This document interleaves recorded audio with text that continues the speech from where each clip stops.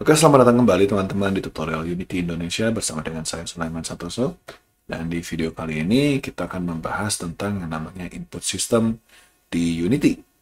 Jadi kalau orang-orang bilang ini new input system ya, tapi sebenarnya nggak new-new amat begitu ya. Jadi si input system ini udah ada sudah sejak berapa tahun lalu gitu ya.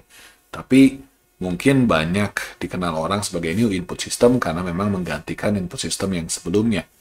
Namun tetapi sisi input system yang sebelumnya itu nggak hilang loh ya teman-teman ya. Selama ini yang kita gunakan itu adalah input system yang lama. Nah sekarang kita mau coba menggunakan input system yang baru.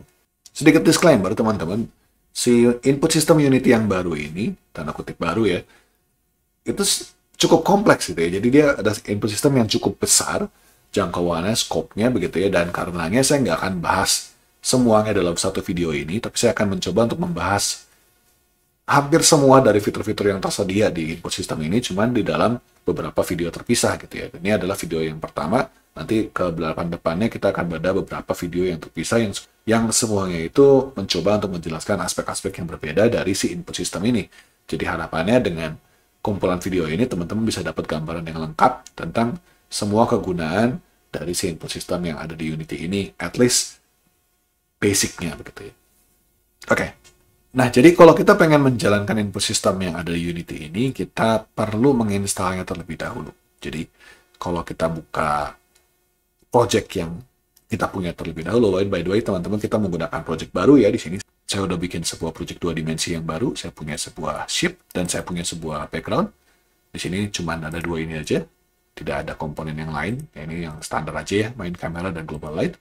Nah, kalau di dalam project baru ini, kalau kita pengen menggunakan input system yang baru, kita harus install, teman-teman. Jadi, cara menginstalnya adalah kita pergi ke Windows, lalu ke Package Manager.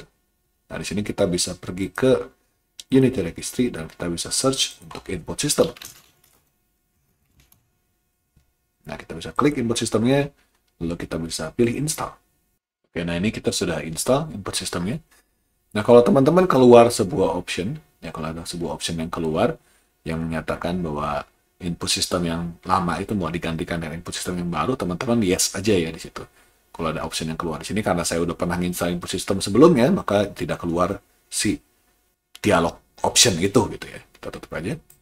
Nah, sekarang kalau kita pengen menggunakan input system yang baru ini, teman-teman, kita akan pasang satu buah komponen di dalam player ship kita ini, dalam komponen sprite kita. Kita akan add komponen yang namanya player input di sini. Nah, player input ini teman-teman, dia punya yang namanya actions. Ini kita punya input actions. Nah, input action ini kita bisa bikin default, teman-teman. Kalau kita klik create action, kita akan bikin input action yang default. Tapi supaya teman-teman mengerti dalamnya dan seperti apa settingannya, kita akan bikin dulu yang kosong dulu ya, teman-teman. Jadi kita akan ke asset di sini. Kita akan klik kanan aja, lalu kita mau bikin di sini. Kita create. Kita cari ke bawah, di sini kita punya ada yang namanya input actions. Kita klik, kita kasih nama aja ya, my input action gitu ya. Nah, ini adalah input action yang kita punya, kita tinggal klik player ship, input action yang ada ini kita masukin ke dalam actions. Oke. Nah, setelah itu teman-teman kita bisa klik di input actionnya, yang ini, kita double klik. Nah, ini adalah hasilnya. Keluar satu buah Windows baru lagi, namanya My Input Action. Kita punya action map, kita punya action, dan kita punya satu bagian lagi yang belum kita bahas. Begitu ya. Oke, nah di sini saatnya untuk saya kasih dulu sedikit gambaran tentang apa itu action map, apa itu actions, dan nanti di sini ada lagi detail-detail yang lebih lanjut lagi gitu ya teman-teman ya. Tutup dulu. Nah, apa bedanya input system yang lama dan input system yang baru? Kalau teman-teman pengen ngecek, input system yang lama itu ada di, kalau sini project settings ya, kita cari input di sini. Kita punya input system yang lama. Jadi di sini kita punya kalau bentuk horizontal atau vertikal. Kita punya kalau vertikal itu atau horizontal itu adalah tombol yang menggunakan key atau mouse button, aksisnya X atau joysticknya pakai ini gitu ya. Kita punya aksis-aksis yang ada di sini. Ini adalah input-input yang udah tersedia di input yang lama. Nah, bedanya dengan input yang baru itu jauh lebih fleksibel, teman-teman. Jadi, input yang baru itu memudahkan kita untuk bikin codingan yang jalan di device manapun. Jadi, kalau misalkan teman-teman pengen ekspor nih si gamenya itu ke dalam HP, Atau kalau pengen dijalankan di konsol, atau pengen dijalankan ke komputer, kan kendalinya beda-beda ya. Nah, itu bisa kita setting dengan mudah. Dan juga input sistem yang baru ini mengatasi kalau misalkan game kita ini punya beberapa skenario buat input. Jadi saya kasih contoh ya. Jadi kalau misalkan di sini saya punya contoh ya teman-teman, kita punya sebuah game kayak GTA begitu ya, di mana kita punya 3 buah kondisi. Kondisi pertama di sini adalah si player saya ini dalam keadaan berjalan. Ya, ini kondisi pertama. Kondisi kedua adalah player saya ini berada di dalam sebuah mobil. Jadi dia berhasil mencuri mobil, kemudian dia masuk ke dalam mobil tersebut. Nah, kondisi ketiga adalah kalau misalkan ketika kita lagi main game, lalu kita tekan tombol escape, kemudian keluar menu. Gitu ya. Itu UI-nya sedang jalan. Nah, kalau misalkan kita punya 3 kondisi seperti ini, lalu misalkan saya punya sebuah tombol, yaitu tombol spasi begitu ya. Tombol spasi ini kalau saya mau jalankan teman-teman, untuk ketiga buah skenario ini, 3 buah kondisi ini, biasanya tombol spasi ini akan punya fungsi yang berbeda, betul nggak? Kalau misalkan kita punya pemain, space itu biasanya kita pakai buat kayak loncat atau lari gitu ya. Tapi kalau misalkan kita punya mobil, maka space itu kepake buat misalkan kayak ngerem atau bikin nitro atau misalkan dia keluar dari mobil. Tapi kalau misalnya di UI, mungkin space ini akan gunanya itu untuk mencet tombol gitu misalkan. Nah, itu kan berarti kita punya kegunaan untuk sebuah tombol space yang berbeda-beda. Dan ini kalau misalkan kita mau bikin di dalam input sistem yang lama, codingannya rada sedikit ribet begitu ya. Dan jadinya lebih menyusahkan kita sebagai programmer. Tapi dengan input sistem yang baru ini, teman-teman, kita bisa lebih mudah memetakan action kita ini.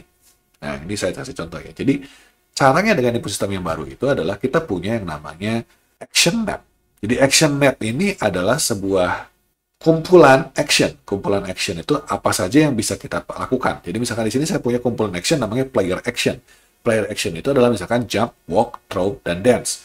Ini adalah semua aksi yang bisa dilakukan ketika si pemain itu berada dalam kondisi dia jadi pemain gitu ya, dia di luar daripada mobil gitu. Tapi kalau misalkan nanti kita lanjut lagi, misalkan kita punya dia di dalam mobil, maka kita punya action yang berbeda. Misalkan dia punya nitro, misalnya drive, eject, dan shoot. Ini adalah action yang tersedia untuk keadaan dia di dalam mobil. Ini disimpan dalam si action map yang berbeda. Jadi setiap action map nanti punya beberapa action. Gitu. Actionnya kayak begini. Nah, nanti setiap action ini kita bisa petakan atau kita bisa tempelkan dengan satu buah kendali. Atau lebih dari satu kendali sih sebenarnya. Dalam kasus ini, kita tekan misalkan space untuk jump.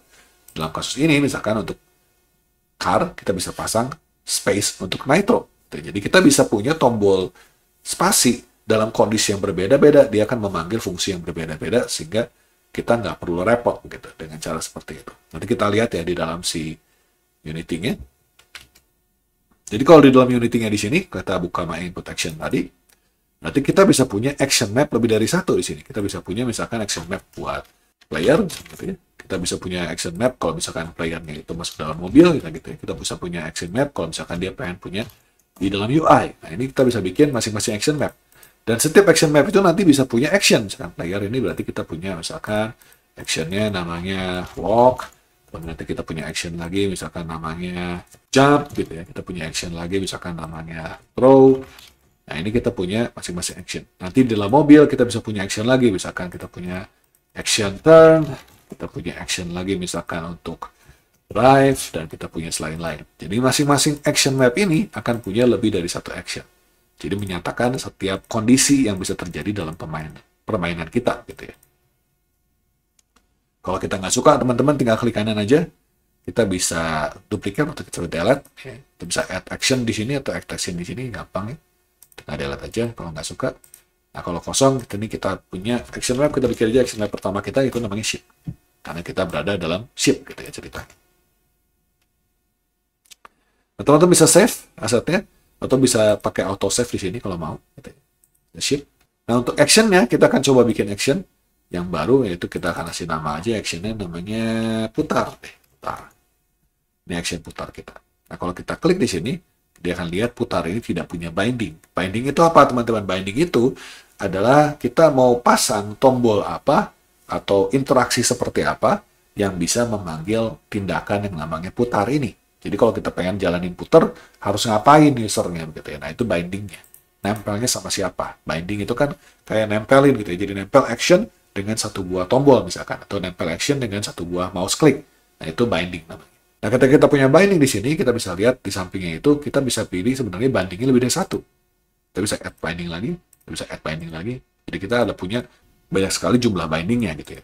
Nah, binding juga sebenarnya ada tipenya teman-teman, tapi nanti kita bahasnya. Untuk saat ini kita nggak bahas dulu yang binding-binding lain-lain, kita pakai binding biasa dulu aja.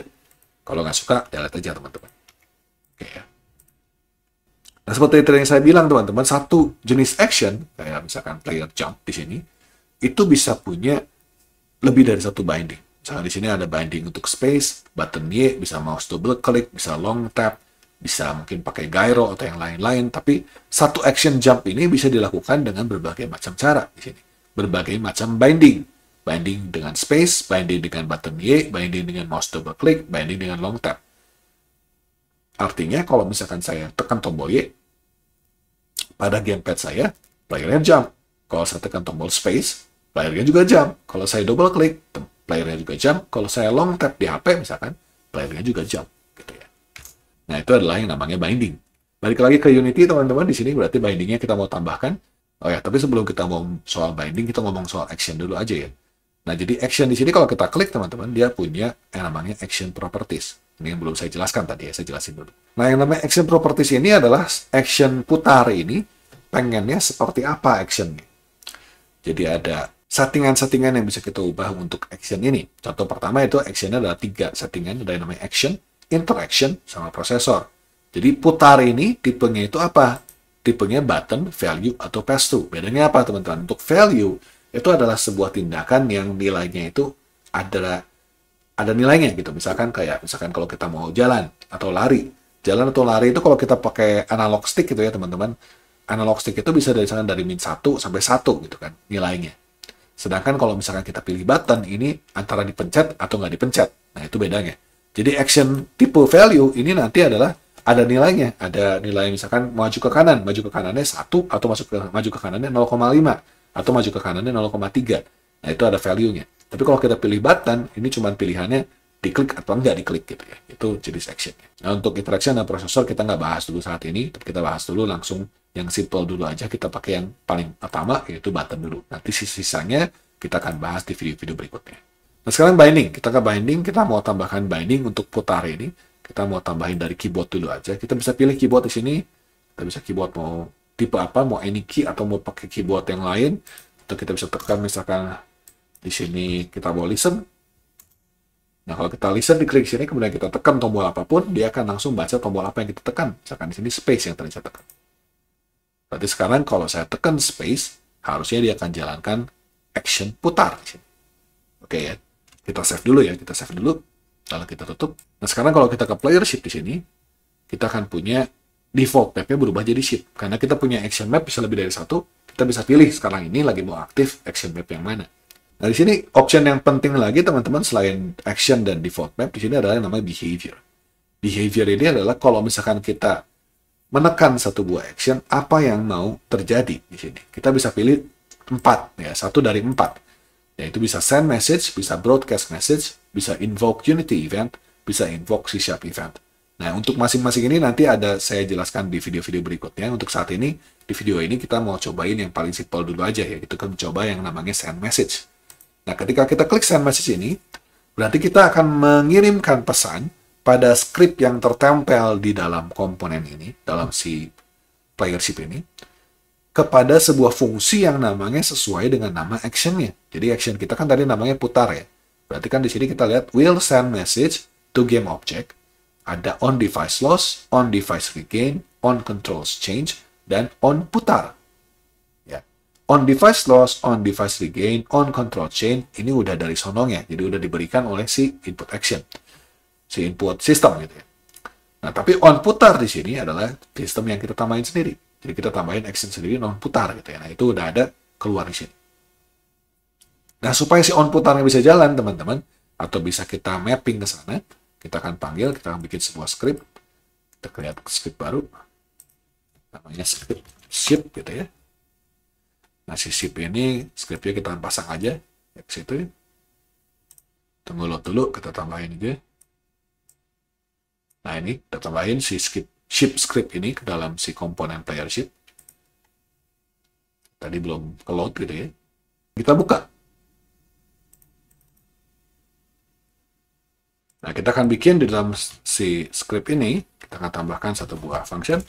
Akhirnya void on putar. Tadi kan namanya on putar ya. Jadi kita pasang aja putar debug.log putar. Oke, di sini kita mau tambahkan di situ.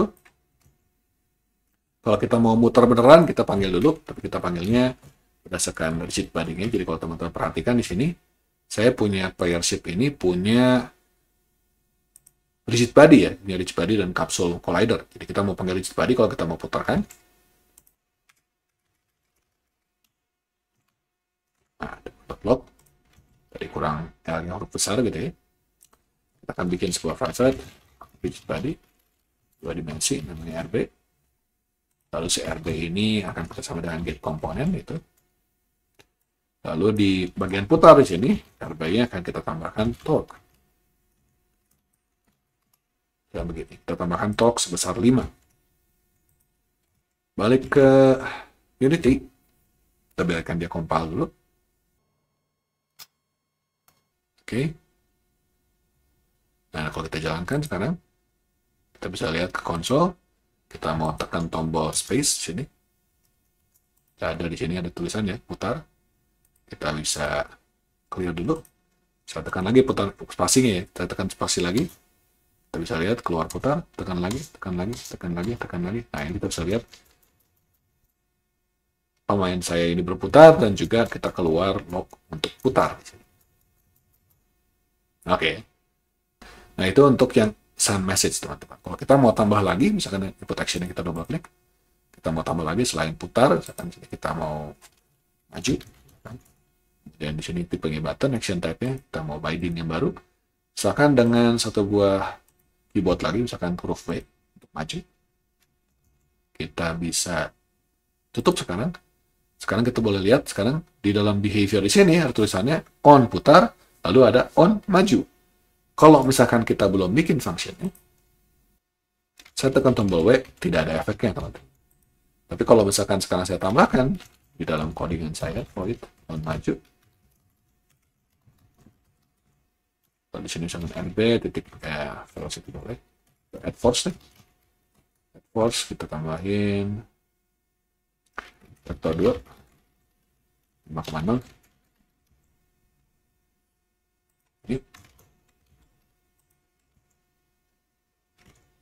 Di load kita jalankan, teman-teman. Sekarang kalau saya tekan tombol W, dia akan jalan ke kanan karena tambah vektornya 5,0. Nah, jadi itu caranya teman-teman untuk menggunakan si input system yang baru dengan paling mudahnya, yaitu menggunakan behavior yang namanya send message di sini. Nanti kita akan bahas di video-video berikutnya caranya untuk melakukan broadcast message, invoke Unity event, untuk invoke C# event, juga option-option yang lain, kayak misalkan di dalam action ini kita punya interaction, processor, dan juga tipe-tipe action, misalkan kayak value atau pass-through. Semoga bermanfaat dan kita akan ketemu lagi di video-video berikutnya. Terima kasih banyak atas perhatiannya.